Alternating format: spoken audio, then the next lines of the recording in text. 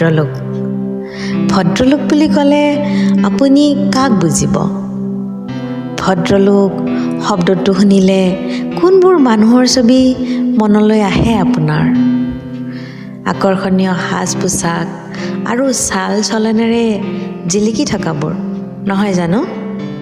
কিন্তু ৰ'দততো পিতলো জিলিকে, সোণ বুলি ক'ব জানো?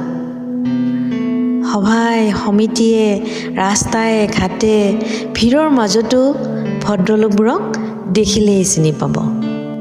ভদ্ৰতাৰ পৰিচয়ো আচৰণতে পাব। তেওঁলোকে দপদপাই খোজ কাঢ়ে, প্ৰতি ক্ষেত্ৰতে গিজ গিজাই নিজৰ ঠাই দখল কৰে। উফন্দি থকা মুখত দাম্ভিকতাৰ নক্সা আঁকে। ভদ্ৰলোকৰ গৰ্জনত সাধাৰণ মানুহৰ মত তল পৰে। ভদ্ৰলোকৰ অট্টালিকাত অভিমানেই ৰাজত্ব কৰে। অভিলাষাই আকাশ চুৱে, হতাশাই চানি ধৰে। ভদ্ৰলোকৰ সুখ দুখবোৰ ধন সম্পদৰে জোখে।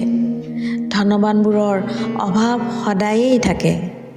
তেওঁলোকে আনৰ পৰা অকল বিচাৰে, একো নহ'লেও সমৰ্থন নতুবা সন্মান।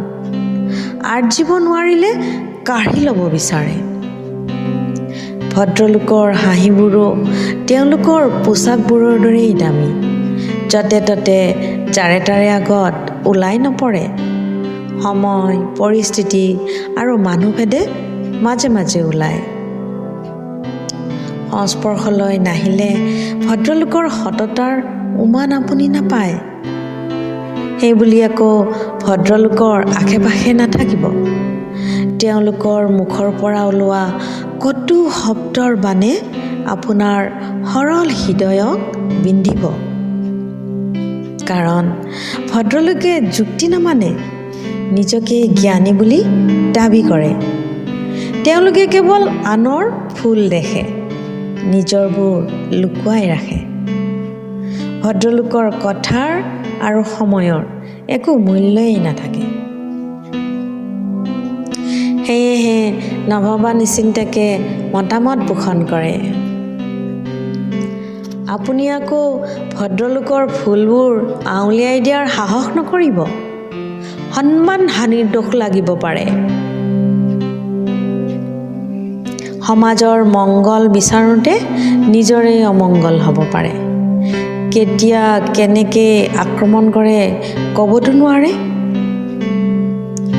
সময়ৰ লগে লগে কৃত্ৰিম জাকজমকতাত ভদ্ৰলোকৰ সংজ্ঞাৰেই পৰিৱৰ্তন হৈছে। আপুনি যদি অমায়িক, নম্ৰ আৰু নীতিশিক্ষা মানি চলা বিধৰ লোক, তেন্তে আপোনাক মূৰ্খ বা বুৰ্বক আখ্যা দিব। কিন্তু এই বুৰ্বক বুলি ভবা মানুহবোৰ অদৰকাৰী নহয়। তেওঁলোকৰ অৱদান সমাজত যথেষ্ট আছে। এই মানুহবোৰেই মানুহ জাতিটোৰ খাই খুটি হৈ মানৱতাক ধৰি ৰাখিছে। এই শ্ৰেণীৰ মানুহবোৰ নাথাকিলে সমাজ ৰসাতলে যাব। আৰু এই ভদ্ৰলোকবোৰেই বা কাৰ ওপৰত নিজৰ প্ৰাধান্য দেখাব? মহান ব্যক্তিত্বই সময়ৰ বাটত নিজৰ চিন ৰাখি যায়।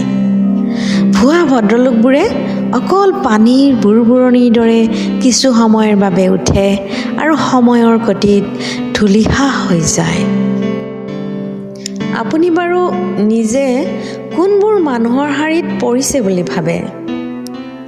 আপোনাৰ আনক দেখিলে সৌজন্যৰ হাঁহিটো মাৰোঁতে কষ্ট হয় নেকি? ধন্যবাদ, দুখিত আদি শব্দবোৰ ক'ব টান পায় নেকি? আনক অভিনন্দন জনাব বা কৃতজ্ঞতা প্ৰকাশ কৰিব কুণ্ঠাবোধ কৰে নেকি? যদি হয়, তেন্তে আপুনিও ভদ্ৰলোক হ'বলৈ গৈ আছে আৰু মানুহৰ শাৰীৰ পৰা পিছলি তললৈ নামিছে।